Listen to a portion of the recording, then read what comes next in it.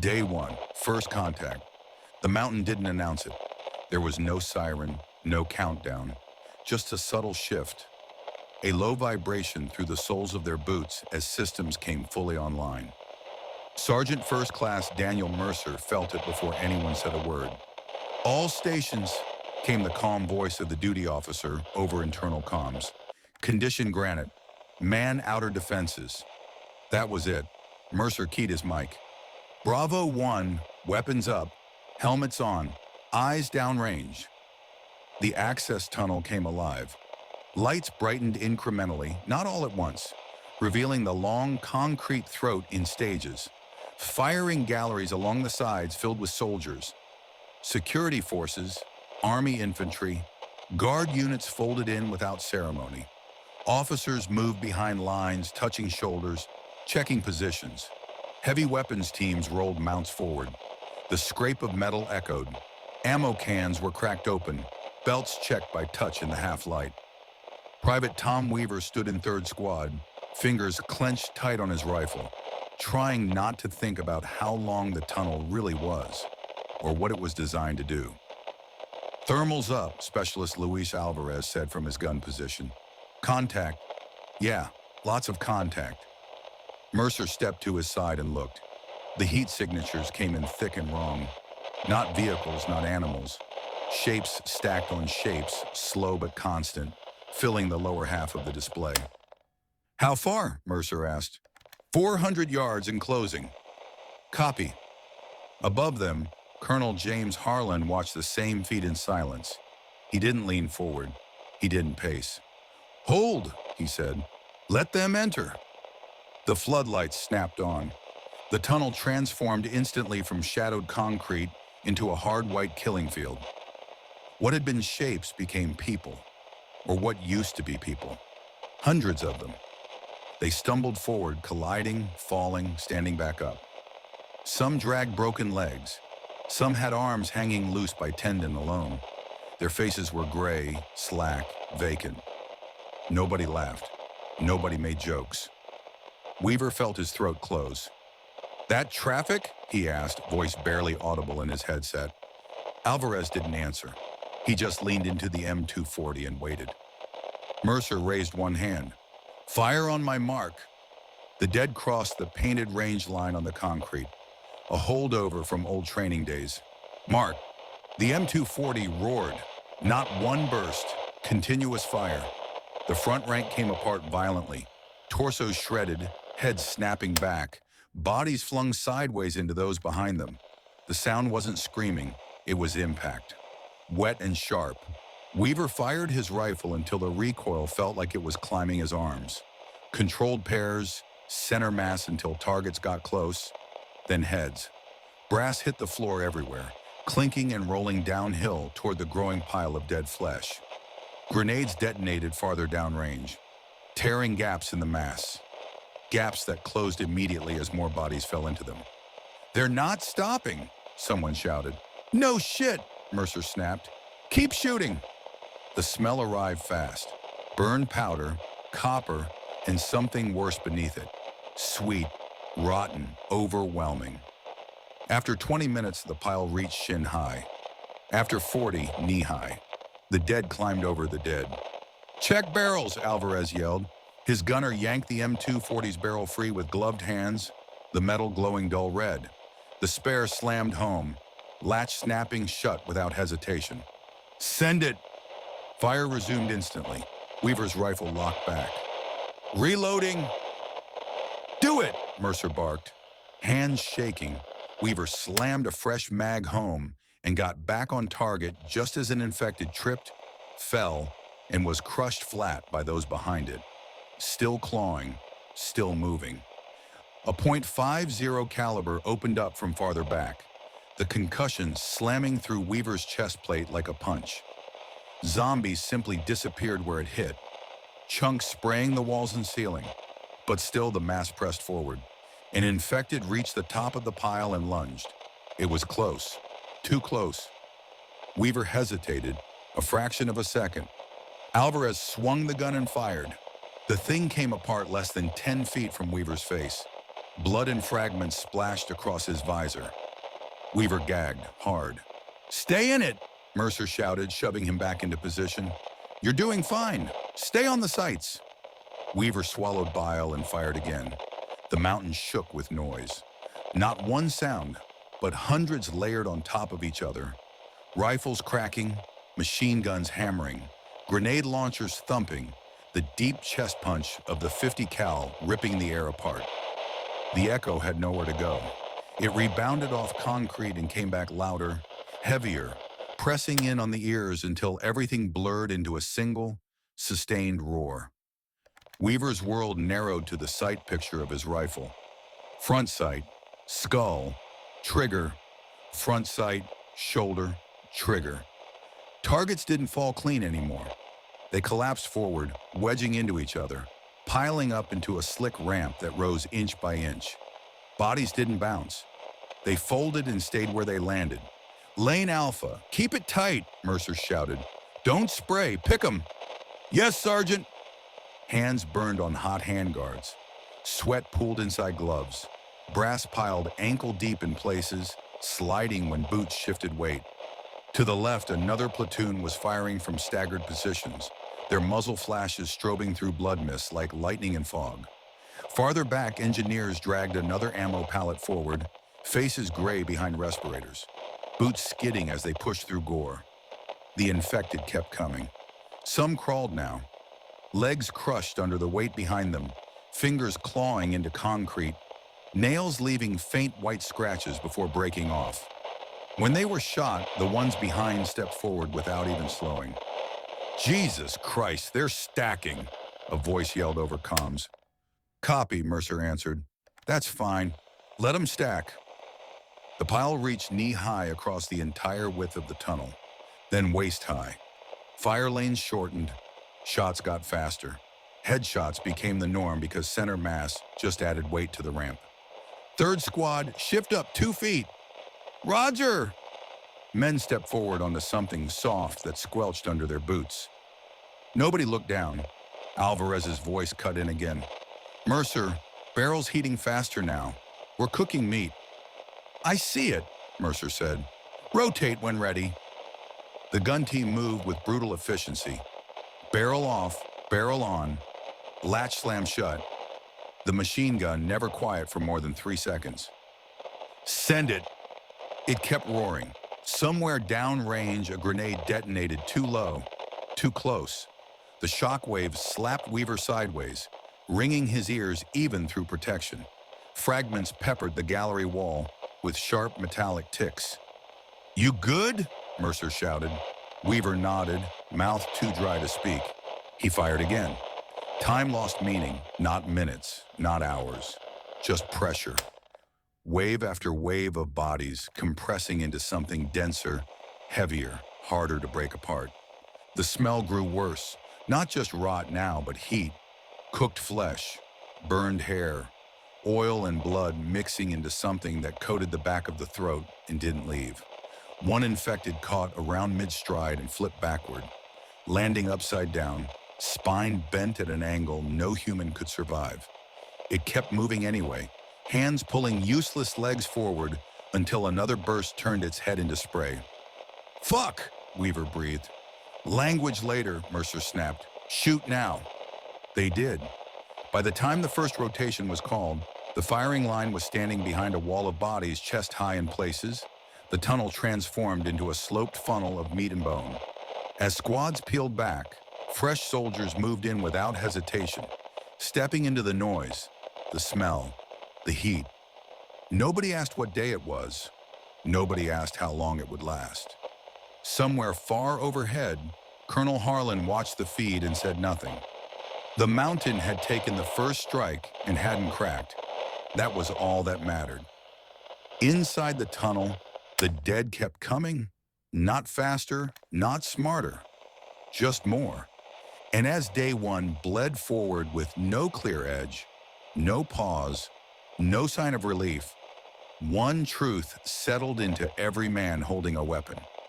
This wasn't a battle you won, it was something you endured, and endurance inside Cheyenne Mountain had no clock. Day two did not begin. It simply arrived. Somewhere in the mountain, a clock rolled past midnight. Somewhere else, a new shift schedule populated on screens no one looked at. In the tunnel, none of it mattered. The guns never stopped long enough for anyone to notice. When Mercer rotated back onto the line, his shoulders ached in a dull, distant way, like the pain belonged to someone else. His gloves were stiff with dried blood that wasn't his. "Status?" he asked as he stepped into Bravo 1's lane again. "Same," Alvarez replied without looking away from the sights. "Maybe worse." Mercer didn't need clarification. The pile was no longer a pile. It was a structure. Bodies had compacted overnight, crushed under their own weight in the unending push from behind. What yesterday had been a loose slope was now dense, almost solid. A ramp angled upward toward the firing line. Shots didn't knock targets backward anymore. They sank into the mass. "Center mass isn't doing shit now," someone muttered. "Then don't shoot center mass," Mercer said. "Heads only. Anything moving above chest height gets priority." Acknowledgements rippled down the line. Weaver adjusted without being told. His rifle snapped up and down in short, brutal rhythm. Head, head, head. His arms trembled, not from fear, but from muscle fatigue he could feel chewing deeper with every shot. The dead kept climbing. Not deliberately, they simply arrived at the top because thousands behind them had nowhere else to go. Gravity did the rest. Mid-morning, alarms chirped once, brief, almost polite, before going silent again. Caldwell's voice came over command comms, calm but tighter than the day before. "Colonel, compaction's accelerating. The pile's transmitting load inward now. We're seeing measurable pressure at the outer barricades." Colonel Harlan didn't respond immediately. He watched the camera feeds, dozens of them. The mountain's eyes tracking every inch of concrete and steel. "How long?" he asked. "If nothing changes, hours, maybe less." Harlan nodded once. "Keep monitoring. No movement yet." Inside the tunnel, nobody needed sensors to feel it. The mass pushed back now, not visibly, but in resistance. Shots felt different when they hit. Grenade blasts displaced flesh and bone that settled back into place instead of scattering. "Feels like shooting mud," Alvarez growled. Another .50 caliber opened up from behind them, the concussion rippling through armor and bone. It punched deep holes into the ramp, tearing channels straight through the bodies. For a few seconds, the lane cleared. Then the channels filled. "They don't care," Weaver said hoarsely. "They don't anything," Mercer replied. "Shoot." Day 2 was when mistakes nearly happened. Not big ones, small ones. A soldier missed a reload and dropped a mag into the gore, swore, grabbed another without looking. A grenadier slipped, caught himself on a shoulder, kept firing. Hands cramped. Fingers went numb. Triggers felt heavier than they had any right to. Weaver blinked hard, trying to clear his vision. The tunnel lights felt too bright now, reflecting off blood-slick walls and turning everything into glare. "You good?" Mercer asked. Weaver nodded automatically. It wasn't a lie. It just wasn't the whole truth. Behind the line, medics moved constantly. Not for bites, but for sprains, torn muscles, heat exhaustion, concussions from blast pressure. Soldiers were treated, hydrated, shoved back onto the line. No one asked to leave. Rotation whistles blew and were ignored until repeated. Early afternoon, the dead surged. Not faster, harder. Something changed beyond the mountain. A collapse, a fire, some distant stimulus that shoved another massive wave forward. The pile lurched. Bodies slid forward all at once. Several tons of ruined flesh shifting as a single mass. "Contact! They're moving!" Fire spiked instantly. Grenades detonated low and close, blasting channels again and again. The smell turned unbearable. Cooked meat layered over rot, layered over blood. An infected reached the crest and tipped forward, propelled by weight alone. Then another, then 3 at once. "Back it up 2 steps!" Mercer shouted. They fell back in perfect order, firing as they moved, boots slipping, but never breaking formation. The barricade groaned as bodies slammed against it. Weaver fired point blank now, muzzle flash bleaching his vision white with every shot. He couldn't hear anything except the ringing in his own ears. Alvarez's gun jammed. Jam! The word cut through everything. Before panic could form, his gunner cleared it, ripped the belt free, slammed it back in. UP! The gun roared again. Nobody cheered. They just kept working.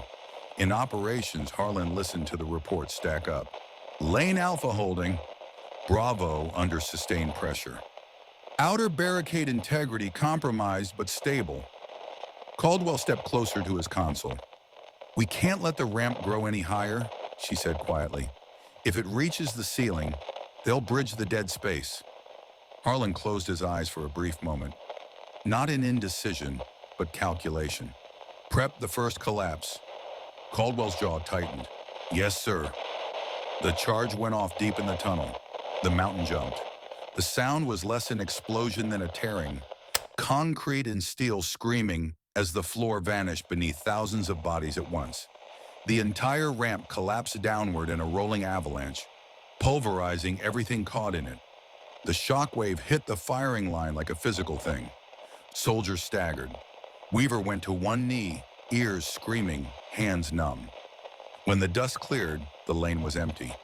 For the first time in nearly 2 days, there was nothing directly in front of them. A strange, hollow silence followed. Seconds passed. Then movement appeared at the far end of the tunnel. More heat signatures, more bodies. Someone laughed. Short, sharp, almost hysterical. Here we go again. Mercer raised his rifle. Same as before. Heads, stay tight. They opened fire. By the end of day 2, everyone understood. The mountain could kill anything that entered it. What it couldn't do was make the dead stop coming. That wasn't a tactical problem. It was a matter of time and weight.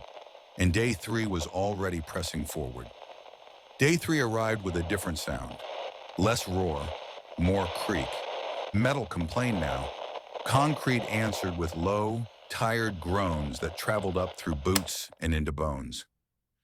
Cheyenne Mountain was still holding, but it was working to do it. Sergeant First Class Mercer noticed it during the first rotation. When he stepped back into Bravo 1's lane, the pile looked wrong. Lower than the night before, denser.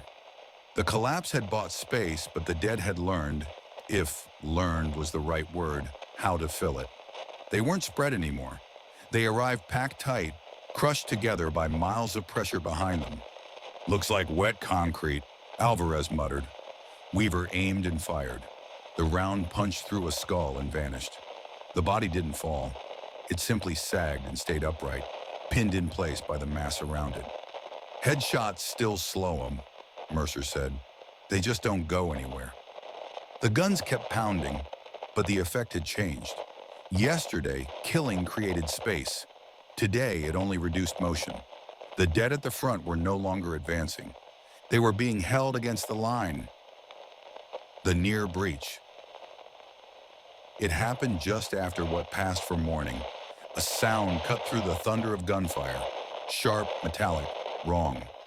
Barrier's giving, a voice shouted from Lane Charlie. We've got deformation. Mercer was already moving. A section of the outer barricade bowed inward, steel flexing under unimaginable weight. Bodies poured against it, compressed so tightly that broken arms stuck straight out like rebar. Grenadiers, now, Mercer yelled. 3 explosions tore into the mass at the base of the barrier. For a heartbeat, pressure eased. Then it returned, harder. Weaver felt the line shift forward a foot as the barricade groaned again. Hold it! Hold it! Alvarez swung the M240 down and raked the base of the ramp until the gun howled in protest. The front layer collapsed, dragging dozens down with it. The barrier snapped back an inch. Enough. Get me engineers, Mercer shouted. They came running, hauling hydraulic braces and steel plates, working under fire, rounds cracking inches above their heads as bodies slid and clawed. One slipped. 2 others grabbed him. Nobody let go. The brace locked into place with a bone-jarring clang. The barricade held. Barely. By midday, the medics were overwhelmed, not with the dead, but with the living. Hands blistered through gloves, knees swollen and stiff. Heat exhaustion setting in despite climate control pushed to its limits. Eardrums ruptured by endless concussion. Weaver's hands shook when he tried to reload. "Hey," Mercer said, leaning in close so he could hear him. "Look at me." Weaver did. "Slow it down. One breath. Then work." Weaver nodded, sucked in air that tasted like blood and oil, and went back to firing. Somewhere deeper in the mountain, a soldier collapsed from fatigue and didn't get back up. Alive, but done. Pulled off the line, eyes unfocused. Nobody judged him. They just stepped forward and filled the space. It started as interference. Then words. "This is static. Any unit, we're out of..." A radio operator froze, then turned toward Colonel Harlan. "Sir, traffic." Harlan listened as fragments bled through the speakers. "Can't hold. Civilians everywhere. Ammo gone. Tell someone." The transmission dissolved into static. No one spoke. Harlan reached up and turned the volume down. "Log it," he said quietly. "Do not rebroadcast to the tunnel." Cheyenne Mountain didn't need fear added to fatigue. By late afternoon, Caldwell's numbers turned ugly again. "We're approaching ceiling height in 2 lanes," she said. "If they crest, they'll bridge." Harlan didn't hesitate this time. "Collapse 2, full depth." The charges detonated deeper and harder than before. The tunnel bucked violently. Lights flickered. Dust rolled through the galleries in choking clouds. When visibility returned, the ramp was gone, replaced by a jagged void filled with pulverized remains. For nearly 30 seconds, there was nothing to shoot. Weaver lowered his rifle slightly without realizing it. Then heat signatures appeared again at the far end. Smaller, still coming. Mercer raised his hand. "We're still on," he said. "Same job." Night came again, unseen. The firing continued with a grim, mechanical rhythm. Not desperate, not frantic, enduring. Alvarez's laugh came out thin and dry at one point, immediately swallowed by gunfire. No one commented on it. Somewhere near midnight, a soldier screamed. Not from fear, but pain. His arm crushed between bodies and steel during a rotation. He was dragged back, stabilized, evacuated. The line closed. It always closed. By the time day 3 bled into something that might become day 4, the mountain still stood. So did the men. But everyone on the line understood something now, deep and undeniable. The dead weren't trying to break Cheyenne Mountain. They were trying to bury it. And if time ran out first, the mountain would win. But time was no longer something anyone took for granted. Day 4 began with silence. Not the good kind. No alarms, no new orders. Just a fraction of a second where the gunfire dipped low enough for everyone to notice it had dipped at all. That was worse than the noise. Sergeant Mercer was mid-rotation when it happened. One boot on the gore-slick ramp, the other still on concrete. He felt the mountain breathe, a slow intake through vents buried deep in granite, and knew before anyone said it out loud that they were approaching a line you didn't cross twice. "Bravo 1 set," he said into comms. "We're on." "Copy," came back, thin with fatigue. The dead were still there, pressed tight at the far end of the tunnel, moving slower now, not because there were fewer of them, but because there was nowhere left to move from. They weren't a wave anymore. They were a plug. It started with a drop belt. A new gunner, guard unit, eyes bloodshot but steady, fumbled the feed tray for half a second too long. The M240 coughed instead of roared. The pressure didn't wait. Bodies slumped forward as one, the mass shifting its weight just enough to surge several feet closer. Hands reached up, fingers clawing at nothing, faces smashed flat against the pile. "Gun down!" someone shouted. Before Mercer could move, a rifleman stepped forward instinctively and emptied his magazine point blank into the front of the mass. It helped, but not enough. The ramp in that lane crested the barricade. Just barely. An infected toppled forward and slammed chest first into the steel, teeth snapping inches from a soldier's arm. Alvarez didn't swing this time. He hosed the entire lane. The M240 tore through bodies so violently that chunks of bone and gear ricocheted back toward the line. The gunner fixed the belt mid-fire, slamming it home by feel. "Up!" Alvarez roared. Firepower returned in full force, shredding the crest and dragging the ramp back down a foot at a time. The mistake was gone. Its consequences lingered. The next close call cost them something real. During a rotation, a corporal, Army infantry, early 30s, named Mercer, never caught, lost his footing as he stepped backward. His boot slid on something that might once have been a hip joint. He went down hard. The dead surged instantly. Mercer moved without thinking, grabbing the corporal by the webbing and hauling him back as rifle fire tore into the front rank. Someone else joined him, then another. The corporal screamed, not fear, pain. His leg was pinned, crushed between bodies in the steel edge of the barricade. It took 3 soldiers and a burst from a .50 caliber to clear the space enough to drag him free. The medic shook his head before anyone asked. Crush injury, no circulation below the knee. They didn't amputate in the tunnel. They stabilized and evacuated him deeper into the mountain, leaving a smear of blood that someone scrubbed away without comment. Mercer watched him go and felt something twist in his chest that had nothing to do with exhaustion. In operations, Colonel Harlan listened to reports stacked tighter and tighter together. Lane Charlie near crest again. Another near fall during rotation. Med station requesting relief staff. Caldwell stood beside him, tablet dark now. She knew the numbers. "We're eating endurance faster than expected," she said quietly. "Human endurance." Harlan stared at the feeds, eyes tracking muzzle flashes and movement. "How long?" he asked. "Another 48 at this tempo before we start missing things." Harlan nodded. "Then we change the tempo." The order came down mid-afternoon. "Reduce fire, precision only." The line stiffened at the words. Mercer repeated them without inflection. "You heard it. Heads only. No dumping belts." Reluctantly, firing slowed. The effect was immediate and terrifying. The dead crept closer, the ramp building upward as fewer bodies were removed from the pile. Weaver's breathing went shallow. "They're getting closer," he said. "Yes," Mercer answered. "And they'll still be closer tomorrow if we don't last tonight."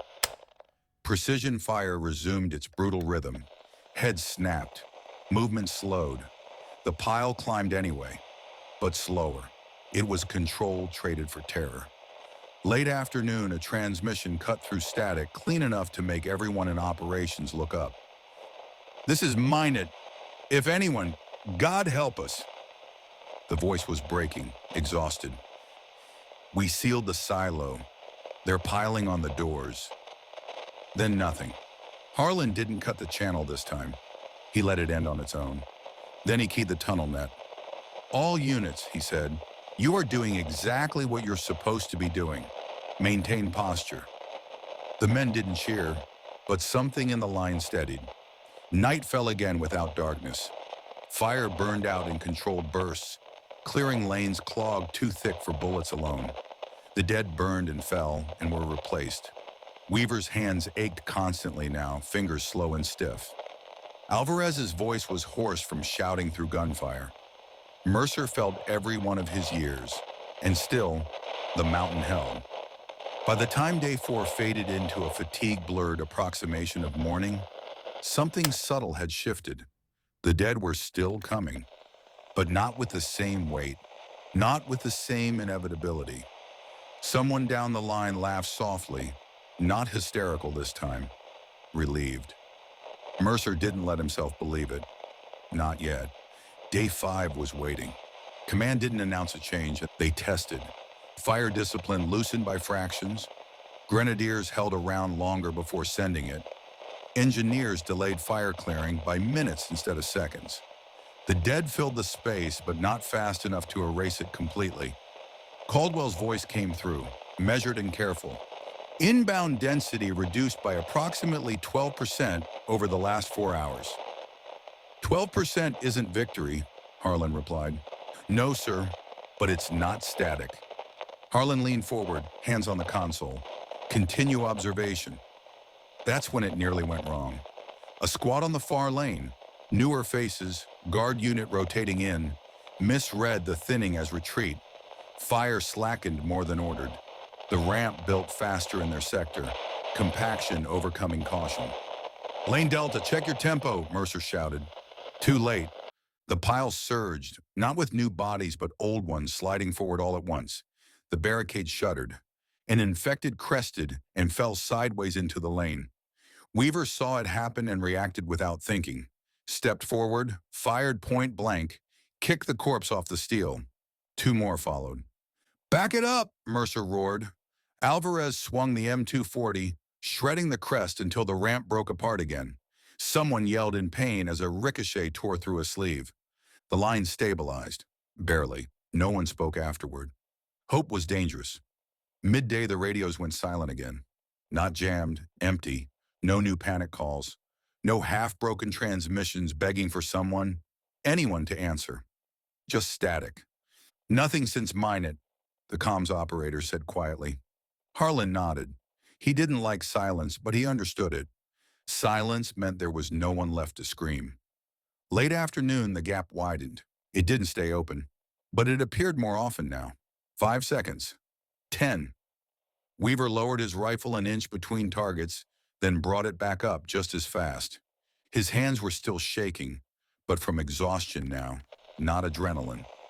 Mercer leaned against the gallery wall between volleys and felt his legs tremble. He ignored it.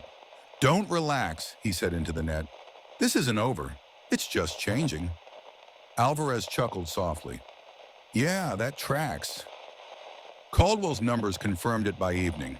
Colonel, inbound mass is decreasing, not migrating elsewhere. It's just running out.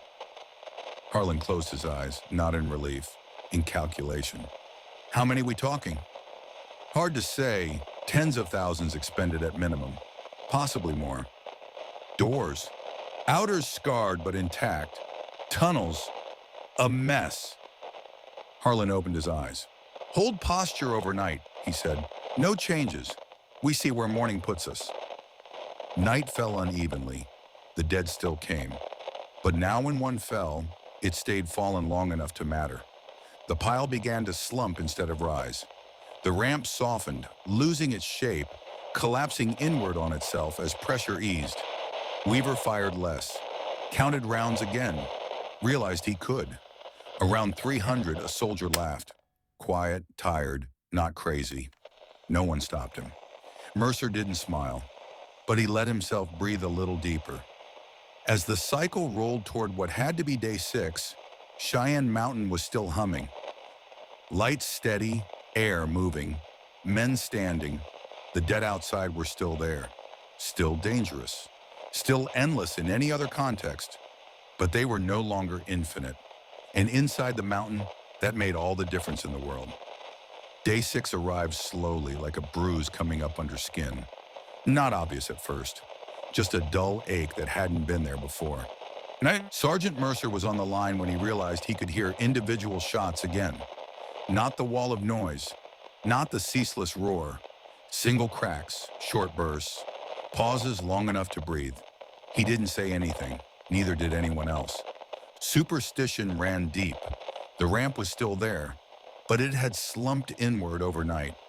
What had been packed tight was now sagging, collapsing under its own weight.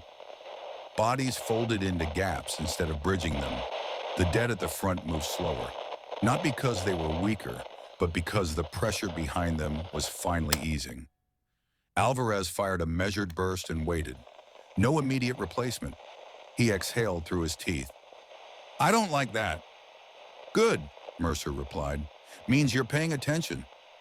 By mid-morning, the posture shifted without anyone announcing it. Grenadiers spaced their shots again. Fire teams rotated more deliberately. Engineers stopped sprinting and started walking. The mountain felt less like it was absorbing a blow and more like it was processing one. Weaver noticed his hands hurt differently now. The shaking was gone, replaced by deep stiffness in his fingers and wrists. Every trigger pull took effort, like pushing through thick mud. He flexed his grip between targets. A head popped. He waited. Another shambled forward. Alone. He dropped it. That had not happened before. In operations, Colonel Harlan listened to the reports without interrupting. Lane Alpha, minimal contact. Bravo, intermittent. Charlie reporting groups, no mass. Caldwell stood with him. Tablet lit again. This is the tail, she said. Residual migration. They're not being pushed anymore. Harlan nodded. Which means? Which means it'll be uneven. Gaps, then sudden clusters. No warning. He took that in. Tell the tunnel, no complacency. The order went out. Complacency didn't arrive with smiles. It arrived with relaxation. A squad at the far end of the rotation cycle stepped too far forward, trying to clear the front layer manually. Something unthinkable days ago, but tempting now that movement was lighter. Bodies shifted. A pocket collapsed. 3 infected spilled out at knee level, faster than expected. Weaver saw it before anyone yelled. He fired downward, round snapping skulls at point-blank range. One lunged anyway, slipping in gore, fingers brushing his boot. Mercer kicked it aside and crushed its head with a rifle shot. Do not step forward, he barked. You don't clear the dead. You wait for them. The message carried. The line pulled back an inch. Control restored. The radio stayed quiet all day. No static, no half voices, no screaming. Just the tunnel net, clean and controlled. Somewhere, a radio operator kept a channel open anyway. Just in case. Nothing came. By late afternoon, entire minutes passed with no contact at all. Men shifted their weight, uncomfortable with the emptiness. Alvarez adjusted his gun. Feels like waiting for something to jump. Yeah, Weaver said, like the woods going quiet. Mercer nodded once. He knew the feeling. Just after dusk, heat signatures spiked briefly at extreme range. A cluster, larger than anything seen all day. The line stiffened instantly. Contact incoming, Mercer said. Everyone eyes up. Weapons came to full readiness. They waited. The cluster moved closer, then slowed, then split. Some fell, some wandered off. Those that made it into the kill zone were thinly packed, easily handled. No pressure, no surge. Alvarez fired and stopped firing. That's it, he said quietly. Mercer didn't respond. He waited another 15 minutes before lowering his rifle an inch. Night settled into something close to normal. The dead still came in ones and twos, small groups, stragglers pulled by nothing but the last echoes of stimulus. They were handled easily, precisely, almost clinically. Medics slept full hours. Engineers finally stopped bracing steel and started inspecting it instead.